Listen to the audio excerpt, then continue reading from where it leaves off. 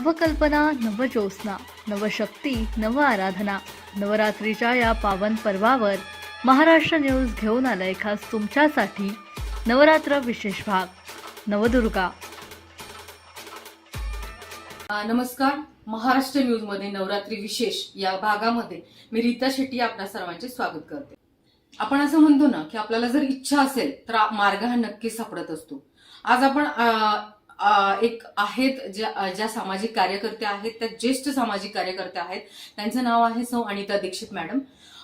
त्यांना लहानपणापासून एक होतं की आपल्याला सामाजिक कार्य करायचे आहे आणि त्या सामाजिक कार्य करण्यासाठी त्यांनी वेगवेगळे मार्ग म्हणजे वेगवेगळ्या गोष्टी असतील, जसं महिला सक्षमीकरण असेल, लहान मुलांसाठी काही कार्य करायचं असेल, कचरा व्यवस्थापन असेल, शेतकऱ्यांची आत्महत्या असेल, या वेगवेगळ्या विषयांवर त्यांनी आजपर्यंत सामाजिक कार्य केलेलं आहे. आणि आपण म्हणतो ना की एखाद्या कार्यासाठी आपण जर वाहून घेतलं तर ते कार्य आपण 100% करतोच. सेम तेच मॅडमनी केलेले. त्यांनी प्रत्येक काम करताना त्या कामासाठी त्यांचे 100% दिले. सो चला आज आपण बातचीत करूया सौ अनिता दीक्षित मॅडम यांच्याशी. नमस्कार मॅडम. नमस्कार, मी अनिता दीक्षित, एक सामाजिक कार्यकर्ती. मॅडम, तुमचा जो प्रवास आहे एक ज्येष्ठ सामाजिक कार्यकर्त्या शिवाय तुम्ही भाजपच्या माजी महिला अध्यक्ष आहेत. हे सगळं कार्य करत असताना तुमचा जीवन प्रवास आपल्याला ऐकून घ्यायला खूप आवडेल की तुमचं जे बालपण आहे किंवा कॉलेज लाईफ आहे त्याविषयी थोडं सांगा. माझं बालपण अहमदनगरला गेलं. मी मूळची अहमदनगरची आहे. माझं शिक्षण शालेय, माध्यमिक आणि उच्च माध्यमिक शिक्षणही नगरला झालं. सारडा कॉलेजमध्ये मी शिकायला होते. मी MA गोल्ड मेडलिस्ट आहे. मराठी या विषयामध्ये मी MA केलं. अरे वा. शैक्षणिक म्हणाल तर 12वीलाही मी मेरिटमध्ये आले होते. नंतर BA ला युनिव्हर्सिटीमध्ये मी मेरिटमध्ये आले होते. हा माझा शैक्षणिक प्रवास. माझं माहेर नगरचंच आहे. माझे वडील नगरमध्ये एक सुप्रसिद्ध डेव्हलपमेंट ऑफिसर होते. सामाजिक क्षेत्रामध्ये जबरदस्त काम करणारं एक व्यक्तिमत्व होतं. तसंच माझ्या आईचंही एक जीवन प्रवास म्हणाल तर तिलाही लहानपणापासून एक आपण म्हणतो ना की माणुसकी जपणे, माणसं जपणे, असा हा पिंडच आमच्या घराचा होता. आणि त्या दृष्टीने मी ते सगळं बघत होते आणि हळूहळू ते आत्मसात करत गेले. आणि तो सामाजिक पिंड मला असं वाटतं की लहानपणापासूनच तयार झालेला आहे. म्हणजे असं का झाला, कसा झाला, काय झालं याचं मी तुम्हाला स्पेसिफिकेशन सांगू शकत नाही.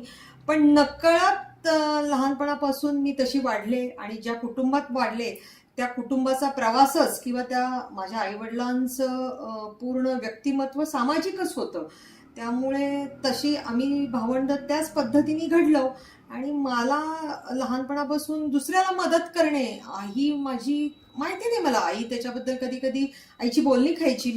मी तुम्हाला एक छोटंसं उदाहरण सांगते की माझा असा स्वभाव होता की ज्या मुलींना खूप अशा प्रतिकूल परिस्थितीत असतील, त्यांना अभ्यासासाठी पुस्तकं नसतील. खरं तर मी पण काही फार सधन कुटुंबातली नाही, प्रतिकूल परिस्थितीतूनच आम्ही वर आलो.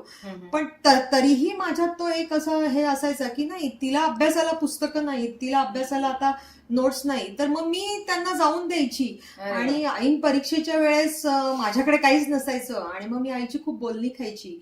तर मला आणि तो वसा घेऊन किंवा ते आपोआप मी ते अंगी रुजलं ते आणि मी घडत गेले. आणि जसं मॅडम तुम्ही आता म्हटल्या की एक पिंड म्हणजे तुमचे वडील, तुमची पूर्ण फॅमिली ओव्हरऑल एक सामाजिक क्षेत्रामध्ये कार्य करणारी होती आणि ते तुमच्यामध्ये कुठेतरी रुजत गेलं की आपणही समाजासाठी काहीतरी केलं पाहिजे. हे झाल्यानंतर आफ्टर मॅरेज लाईफ तुम्हाला किती सपोर्ट मिळाला तुमच्या पतींकडनं आणि किती तुम्ही आफ्टर मॅरेज लाईफ इन्व्हॉल्व झाल्या सामाजिक कार्यामध्ये? मी तुम्हाला खरं सांगायचं तर मी माझं काय म्हणतो ना, मेड फॉर इच अदर असं आपण ते इंग्लिशमध्ये आपण म्हणतो, तसंच मी फार भाग्यवान आहे की माझं लग्न झाल्यानंतर माझे जे पती आहेत अतुल दीक्षित, खरं सांगायचं तर माझी जशी कौटुंबिक एक परिस्थिती आहे सामाजिक, तसंच दीक्षितांची पण तोच वसा घेऊन ते पण मोठे झालेले आहेत.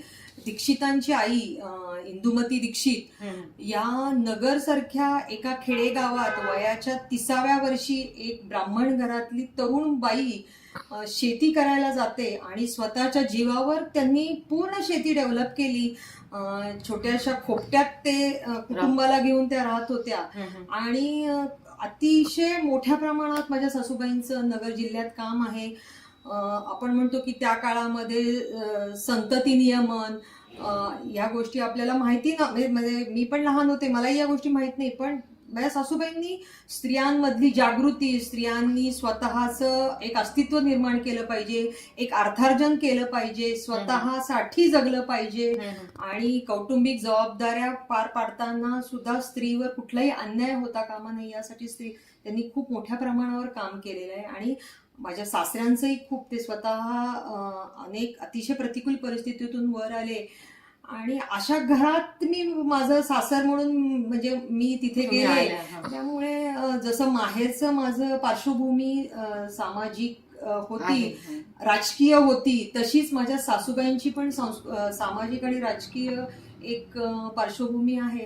आणि त्या वातावरणातच माझे यजमान अतुल दीक्षित वाढलेले आहेत. त्यामुळे अतिशय मोठ्या प्रमाणावर आज माझ्या गेल्या कित्येक वर्षाच्या कालावधीमध्ये जे मी काम करते आहे त्याच्यात संपूर्णपणे आपण म्हणतो ना बॅकबोन, तर माझा खूप मोठा आधारस्तंभ आहे.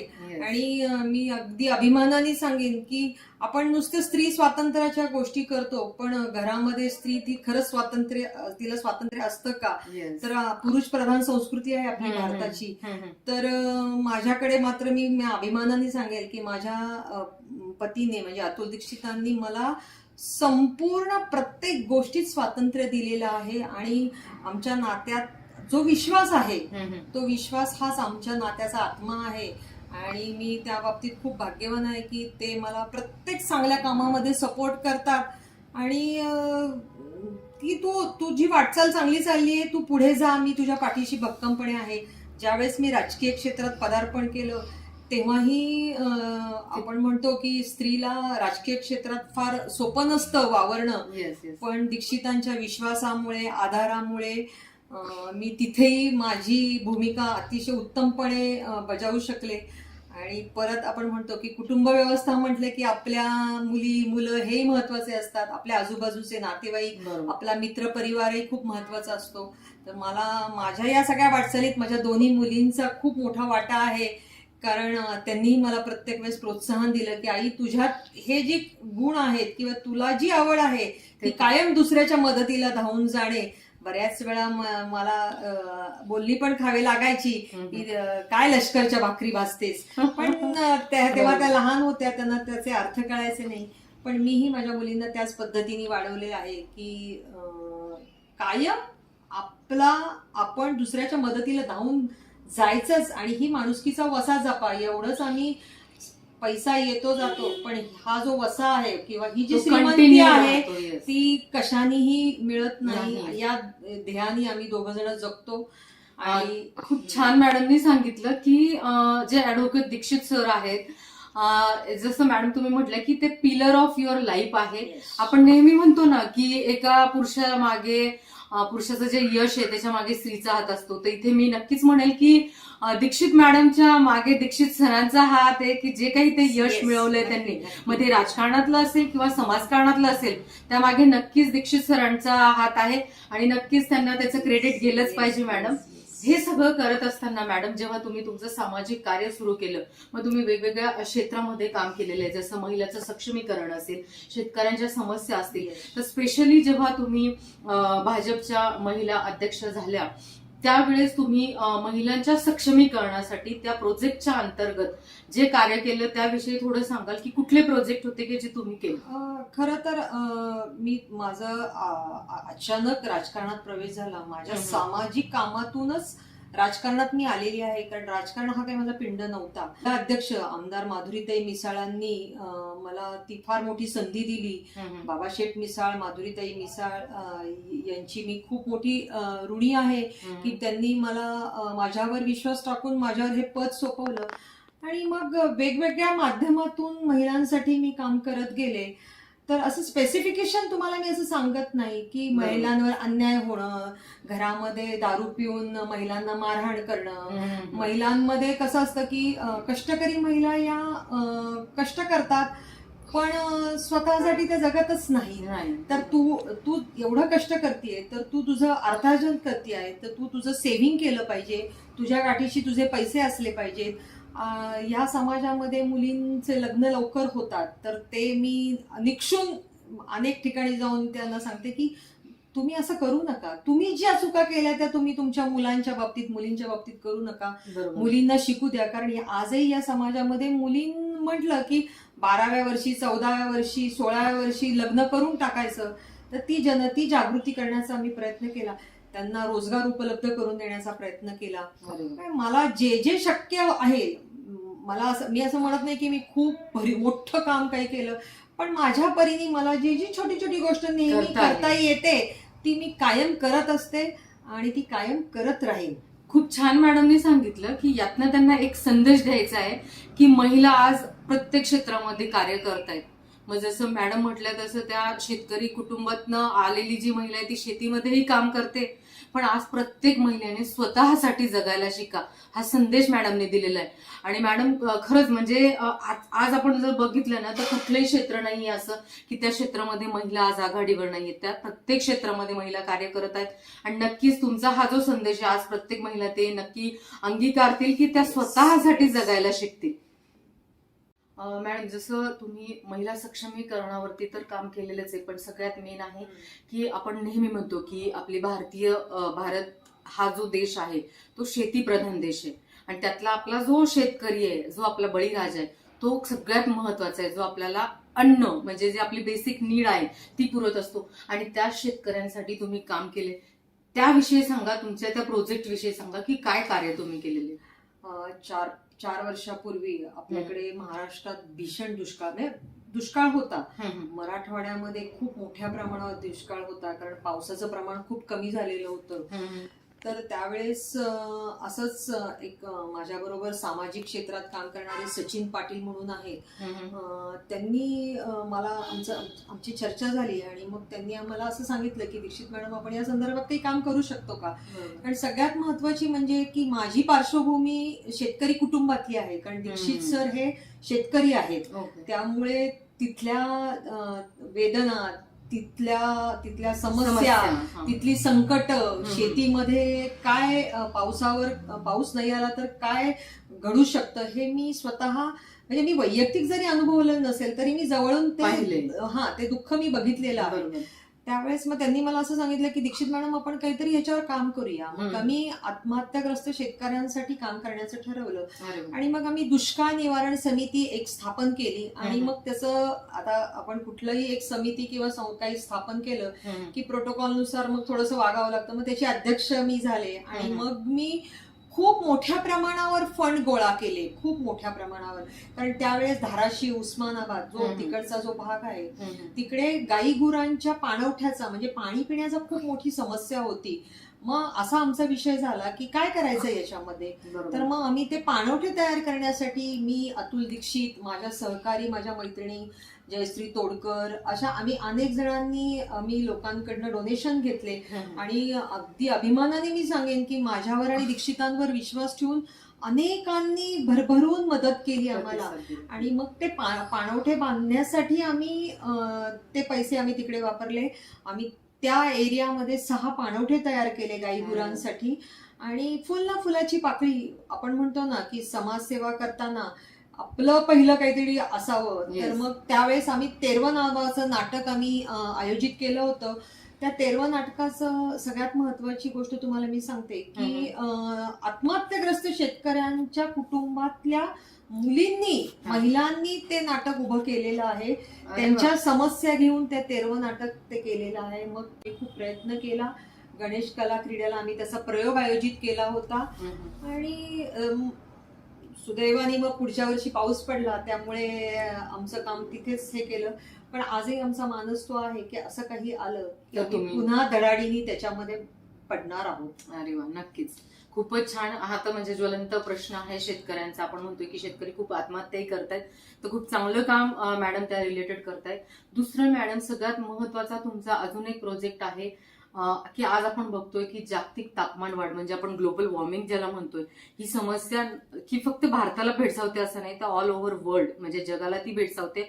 आणि त्याच रिलेटेड एक छोटीशी गोष्ट असते की आपण आपला जो कचरा आहे त्यातला ओला आणि सुका वेगळा करायचा. हे आपल्याला अगदी म्हणजे महानगरपालिकेपासून ती सुरुवात झाली की ते सांगताय प्रत्येकाला, पण आपण किती त्याच्यावरती इम्प्लिमेंट करतो त्या रिलेटेडच मॅडमनी एक प्रोजेक्ट सुरू केला. त्या कचरा व्यवस्थापनाविषयी आणि तुमच्या त्या प्रोजेक्ट विषयी सांगा की जो खरंच आजचा ज्वलंत प्रश्न आहे आणि त्या रिलेटेड तुम्ही खूप चांगलं कार्य करताय, तर थोडं तेही सांगाल तर. मी सांगते ते कसं झालं की 10-12 वर्षापूर्वी माझ्या सोसायटीमध्ये मी ओला कचरा जिरवण्याचा कंपोस्टिंगचा प्रकल्प लावला.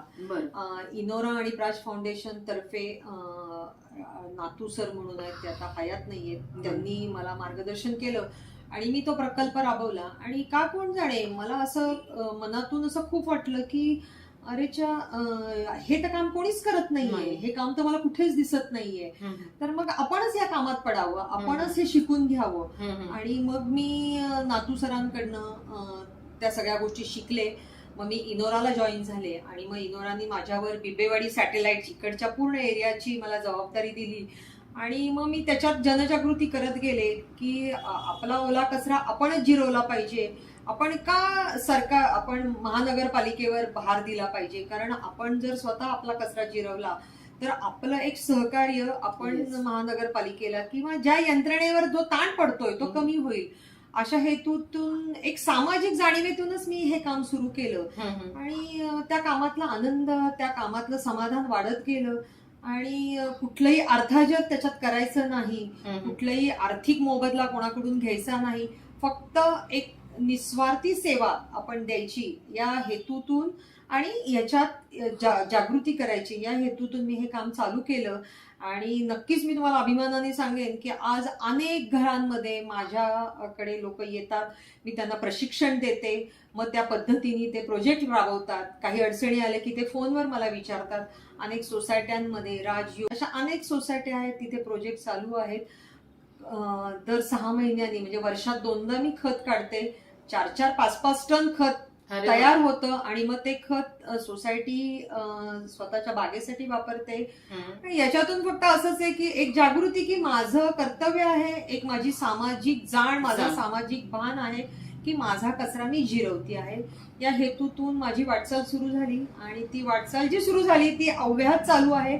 आणि मला असं वाटतं की ती कायमच राहील जोपर्यंत मला याच्यामध्ये ती एक चळवळ उभी राहावी अशी माझी इच्छा आहे की घराघरातून याचे एक अवेअरनेस यावा. दुर्दैवाने अजून तो आलेला नाहीये, पण माझे प्रयत्न अव्याहत चालू आहेत. मॅडमनी यातूनही एक चांगला संदेश दिलाय की मॅडमचं हेच म्हणणं आहे की आपण नुसतं हे आमचं पुणे आहे, हा आमचा देश आहे, हे आमचा महाराष्ट्र आहे, आपण हे फक्त म्हणतो, ते म्हणण्यापेक्षा जर तुम्ही इम्प्लिमेंट केलं, तुमच्या कार्यातून जर ते दाखवलं. आपल्या आज पुण्यामध्ये भरपूर समस्या आहे, त्यातलीच एक समस्या आहे कचऱ्याची समस्या. आणि मॅडमनी ते जे कार्य त्या करतायत की कुठेतरी ती निस्वार्थ सेवा त्या करतायत, असं नाहीये की कुठून तरी त्या इन्कम सोर्स करताय त्यामधनं, तर नाही. तर हा संदेश खूप चांगला दिलाय मॅडम तुम्ही की आपण ठरवलं पाहिजे की देश आपल्यासाठी काय करेल यापेक्षा आपण देशासाठी काय करू शकतो, हे खूप महत्वाचे आणि खूपच छान. मॅडम, कोविडच्या काळामध्येही तुम्ही इंडिव्हिज्युअल लेवलवरती भरपूर कार्य केलं, त्या कार्याविषयी थोडं सांगा. कोविडच्या काळामध्ये नक्कीच म्हणजे मला माहिती नाही, अचानक आपल्याकडे एवढं मोठं संकट आलं. मला असं वाटतं की 9 मार्चला आपल्या पुण्यामध्ये पहिला पेशंट, भारतातला पहिला पेशंट डिटेक्ट झाला. आणि मला माहिती नाही की माझ्या ज्या जाऊबाई आहेत त्यांचे स्वतःचं प्रोडक्शन आहे आणि त्यांनी मास्क तयार करायला सुरुवात केली. आणि बाहेर चीनमध्ये वगैरे ही परिस्थिती गंभीर होत चाललेली होती, पण भारतामध्ये किंवा महाराष्ट्रात त्याची तीव्रता जाणवत नव्हती. पण जेव्हा पेशंट सुरू झाले, हळूहळू वाढत चालले, त्यावेळेस मला असं वाटलं की अरे आपण हे मास्क डोनेट केले तर, बरोबर. आणि मग जिथे गर्दीची ठिकाणं आहेत तिथे आपण ही सुरुवात करूया का. मग मी दीक्षितांशी चर्चा केली आणि मग ते म्हणाले की अरे हा तर खूप चांगली गोष्ट आहे, तर आपण सुरुवात माझ्या कोर्टापासूनच करूया. अरे वा. आणि मग मी माझ्या जाऊबाईंकडनं मास्क विकत घेतले आणि मी ते 250 मास्क कोर्टामध्ये डोनेट केले. आणि मग माहिती नाही, मग मी तिथे थांबलेच नाही. मग दोन्ही लाटा जेव्हा आल्या तेव्हा अव्याहतपणे मी जवळजवळ 5000 मास्क डोनेट केले. आणि ते सुद्धा माझ्या वैयक्तिक पातळीवर, म्हणजे मी कुठल्या संस्थेमार्फत किंवा आर्थिक कोणी मदत Donations, केली हा. आणि मग मी ते केले, तर तसं नाही. तर अव्याहत माझं ते काम चालू झालं.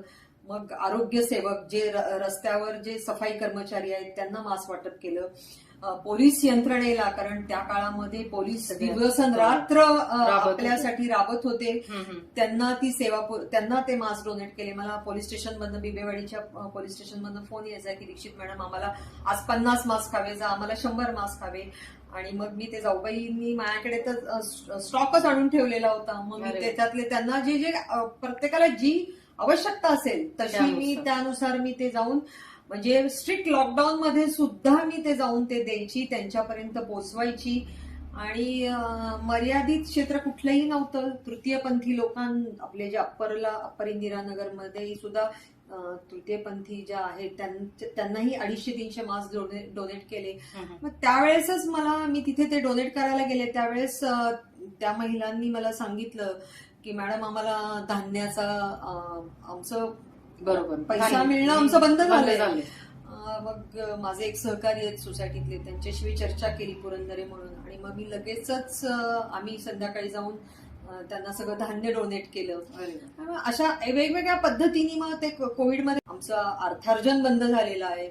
मग म्हटलं आता यातनं तर मार्ग काढला पाहिजे. सोसायटीलाही लोकांना बाहेर जाता येत नव्हतं. मग भाजीवाल्यांना इथेच सोसायटीमध्ये भाजीचे स्टॉल घेऊन अरेंज केले. मग सोशल डिस्टन्सिंग ठेवून मग भाज्या लोक घ्यायला यायला लागले, मग फळवाले यायला लागले. असं मग माझे भाजीवाले जे ओळखीचे ते मी वेगवेगळ्या सोसायट्यांमध्ये पाठवायला लागले की अरेच्या तुम्ही पण मग तुमच्या सोसायटीत त्यांना बोलवा, या वेळेस ते येतील आणि ज्या नियमानुसार जे आहेत त्यानुसार थांबतील आणि भाजीची विक्री करतील. कोविड पेशंट निघाल्या की खूप त्यावेळेस भीतीचं वातावरण होतं. पेशंटला टेस्टिंगला न्यायचं, तिथे त्यांना क्वारंटाईन व्हायचं. मग यासाठी सुद्धा माझं अव्याहत काम चालू होतं की कोणालाही अडचण आली तर मग मी टेस्टिंगला पाठवायची. अर्थात आरोग्य विभागाने मला इथल्या खूप मदत केली. मग मी सगळ्यांना तिथे पाठवायची, त्यांचे रिपोर्ट्स यायचे. मग जर निगेटिव्ह आले तर वेल अँड गुड, पॉझिटिव्ह आलं तर मग तिथे कुठे त्यांना क्वारंटाईन करायचं, कुठल्या सेंटरला पाठवायचं. कारण तो हद्दीचा प्रकार खूप आहे. बिबेवाडी हद्द वेगळी, धनकवडी वेगळी. मग तिथल्या अधिकाऱ्यांशी बोलून मग इथला पेशंट तिथे पाठवायचा. अव्याहत ते काम चालू होतं. आणि म्हणजे मी तुम्हाला आधीच सांगितलं की मला काम करताना मला मानसिक समाधान खूप हवं असतं. मला सपोर्ट असेल किंवा अन्नधान्य सपोर्ट असेल, हा पण तितकाच महत्वाचा होता. हे सगळं करत असताना यात एक गोष्ट अजून तुम्हाला मी थांबवते. याच्यामध्ये त्या काळामध्ये करोना झाला की घरामध्ये फवारणी करावी लागायची. तर फवारणी तर कॉर्पोरेशनचे लोक येऊन करायचे, पण ती यंत्रणा पण कमी पडत होती. मग त्यावेळेस माझ्या बरोबर काम करणाऱ्या माझ्या सामाजिक क्षेत्रातल्या भगिनी दीपा परब यांनी स्वतःची फवारणी चालू केली होती वैयक्तिक पातळीवर. त्यांचं असंच होतं की पैसे देऊ नका, माझ्या फवारणीसाठी तुम्ही कुठलीही मदत करा. कारण त्यांनी अव्याहत अन्नदानाचं काम चालू केलं होतं. मग मी रोज वेगवेगळ्या लोकांना त्यांना जोडून दिलं. मग त्या तिथे जाऊन फवारणी करायची. त्यांचंही सामाजिक काम चालू राहिलं. आणि माझ्यामुळे असं आपण कोणी नसतो, आपण निमित्त असतो. अनेक ठिकाणी मग रोज ती फवारणी होत गेली. लोकांना त्याची आवश्यकता खूप वाटत होती. आणि मग त्या दृष्टीने सुद्धा माझा जनसंपर्क खूप वाढला. राईट, बरोबर. हे सगळं करत असताना मॅडम तुम्ही सामाजिक असेल, राजकीय असेल, तुमची पर्सनल लाईफ आहे, प्रोफेशनल लाईफ, या सगळं करत असताना संघर्ष आणि समस्या हे येतच असतात. पण कधीतरी तुम्हाला अशी कुठली समस्या आली किंवा असा कुठला संघर्ष आला तुमच्या जीवनात की जिथे तुम्हाला, आपण नवदुर्गा हे सेशन घेतोय, हे सदर घेतोय, बरोबर. तर एक नवदुर्गेचं म्हणा रूप तुम्हाला घ्यावं लागलं आणि तुम्ही ती समस्या सॉल्व्ह केली. जसं आपण म्हणतो ना, नवदुर्गेनी निगेटिव्हिटीवरती मात केली, एक त्या निगेटिव्हिटीचा संहार केला, तसं तुम्ही तुमचा एखादा अनुभव शेअर केला तर खूप छान. नक्कीच. मी तुम्हाला आता सांगितलं की बालपणापासून आपण म्हणतो एक मुलगी म्हणून जेव्हा आपण समाजात वावरायला लागतो तेव्हा अनेक समस्यांना तोंड द्यावं लागतं. येस. तर कॉलेज जीवनामध्ये कधी कधी काय होतं की आपण चांगलं दिसणं, आपलं व्यक्तिमत्व चांगलं, आपलं कॉलेजमधलं एक प्रभावी व्यक्तिमत्व, तर त्याचा खूप वेळा त्रास होत असतो.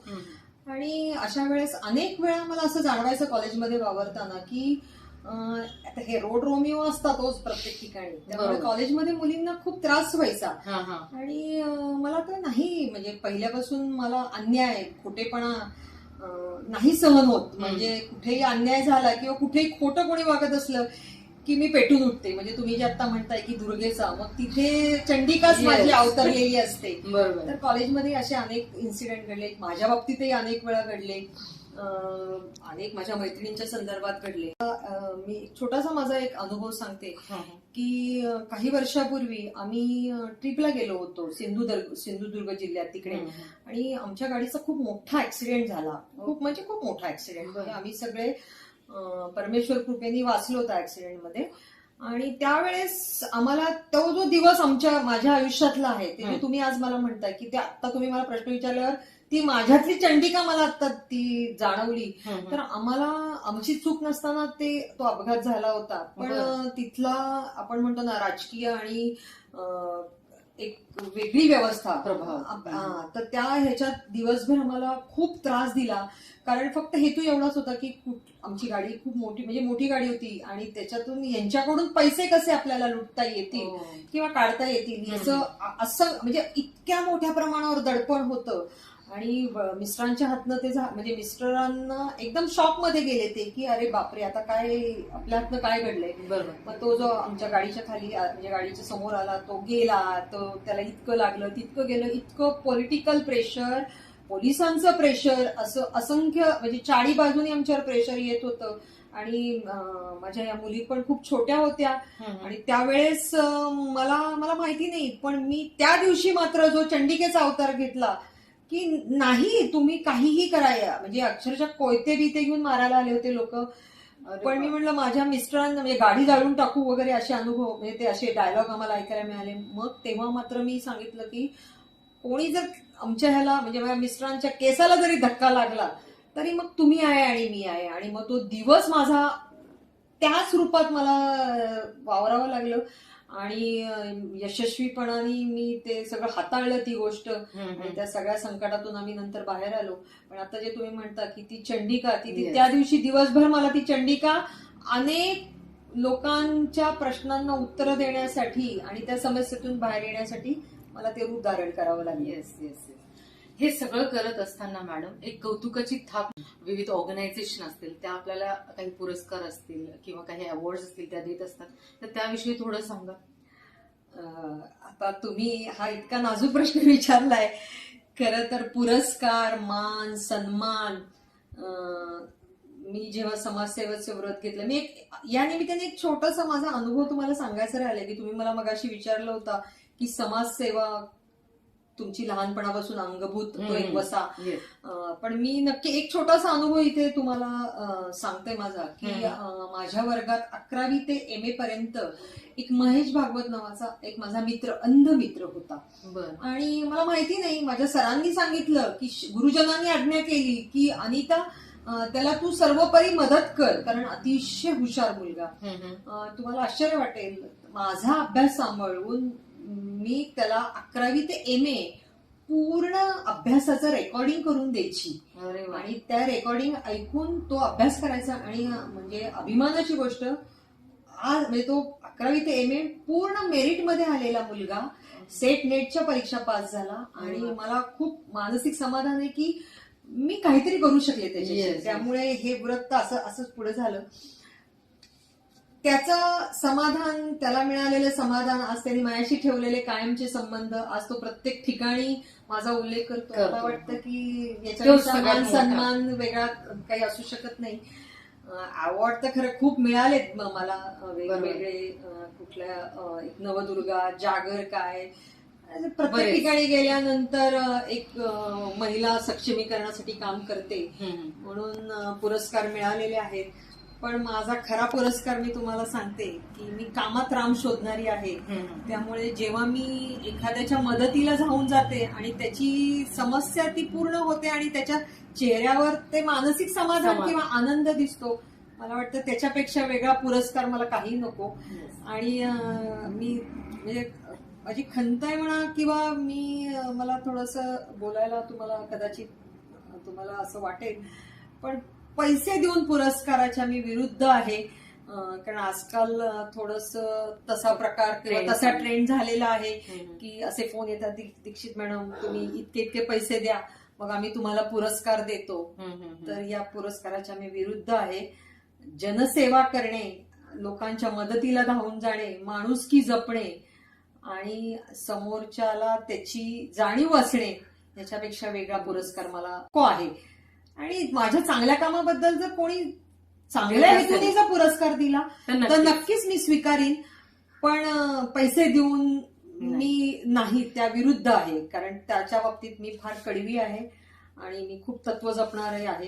त्यामुळे खूप छान मॅडमनी इथे एक सांगितलं की जे काहीतरी कार्य आपण करतोय आणि ज्यांच्यासाठी करतोय त्यांच्या चेहऱ्यावर जो हॅपीनेस येतोय, तो हॅपीनेस पाहिल्यावर आपल्याला जे सॅटिस्फॅक्शन, जे हॅपीनेस मिळते, दॅट इज इम्पॉर्टंट आणि तो खरा पुरस्कार आहे. खूपच छान मॅडम. आज आपण हे नवदुर्गा हे सदर घेतोय, नवदुर्गा विशेष हा कार्यक्रम घेतोय. त्या कार्यक्रमामध्ये महिलांना, आजच्या युवतींना तुम्हाला काही संदेश द्यायचा आहे का? येस, नक्कीच. मला असं सांगायचंय की मी तुम्हाला मगाशी म्हटलं की माझं काम हे तळागाळातल्या महिलांसाठी खूप आहे. आणि मी माझे बऱ्याच वेळा मला काय म्हणतो सक्षमीकरणाच्या कार्यक्रमांसाठी, महिलांमध्ये एक अवेअरनेस येण्यासाठी किंवा महिलांच्या समस्यांसाठी मला नेहमी बोलवलं जातं. तर मी नेहमी महिलांना एकच संदेश देऊ इच्छिते की तुम्ही, आज असं कुठलंही क्षेत्र नाहीये की त्याच्यात महिला नाहीये. प्रत्येक ठिकाणी महिला स्वतःच्या कर्तबगारीवर आज पुढे जात आहेत.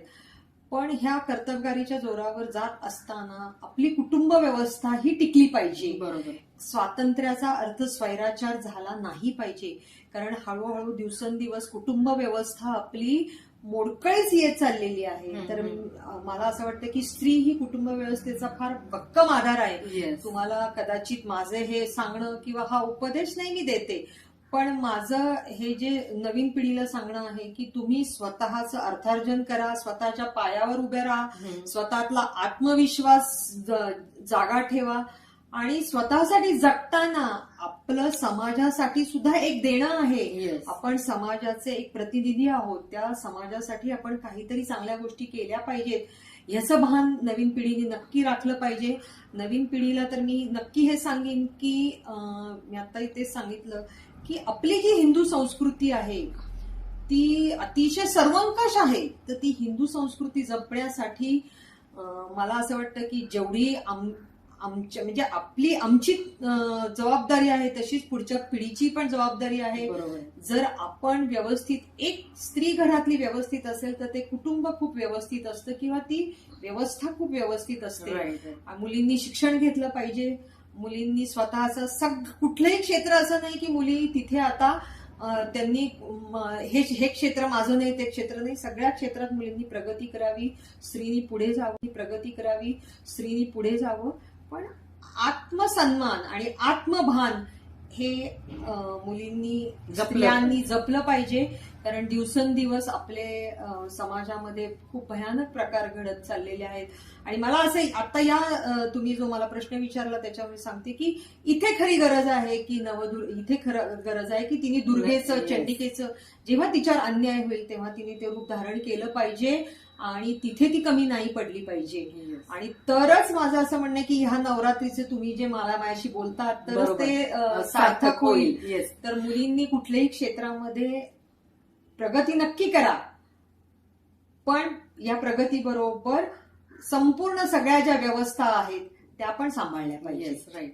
खूप छान मॅडमने सांगितलं की स्वातंत्र्याचा स्वैराचार होऊ नये आणि सगळ्या स्त्रियांनी, मग स्त्रिया असतील मुली असतील, त्यांनी आत्मसन्मान आणि आत्मभान ठेवणं खूप गरजेचं आहे.